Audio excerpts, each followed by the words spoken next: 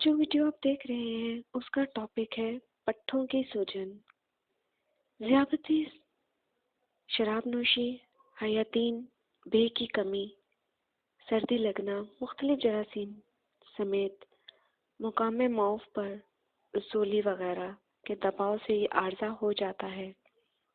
اس کی علامات مندرجہ ذیل ہیں۔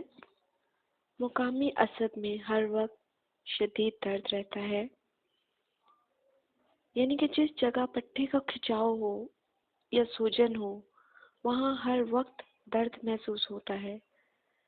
اگر سوزش دماغی تحریکات کو عضلات وغیرہ تک پہنچانے والے پٹھے ہیں تو حرکات میں خلل پیدا ہو جاتا ہے، یعنی کہ اگر تو اسپائنل کورڈ میں سویلنگ آ جاتی ہے تو آپ کا باڈی بالکل معاف ہو جائے گی۔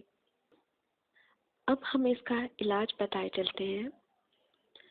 سب سے پہلے تو یہ ہے کہ اصل سبب کو دور کریں۔ مریض شراب پیتا ہو یا کوئی زہریلی دوا کھاتا ہو تو ترک کرا دیں۔ عضوِ معاف کو گرم ٹکور کریں۔ وائٹامن کا عضلاتی انجیکشن ہر 24 گھنٹہ بعد دیں۔ اس کے بعد ایک اور چیز کیجیے گا کہ مریض کو وائٹامن بی کی ٹکیاں خوردنی کھلائیں۔ جوڑوں کے درد سے یہ عارضہ ہو تو مجونے سور بجا 5 ماشا کھلائیں اور بیرونی طور پر تیل سرنجا کی مالش کریں یا فالج کے بیان میں دیا گیا روغن فالج کی نیم گرم مالش کریں۔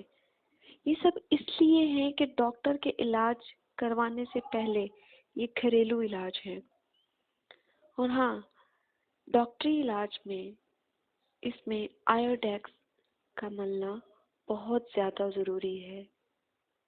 یہ اس لیے بتایا جاتا ہے کہ عضوِ معاف حرکات میں آ سکیں۔ غذا اور پرہیز: زود ہضم ہلکی اور وائٹامن بی سے بھرپور غذا مریض کو کھلانی چاہیے۔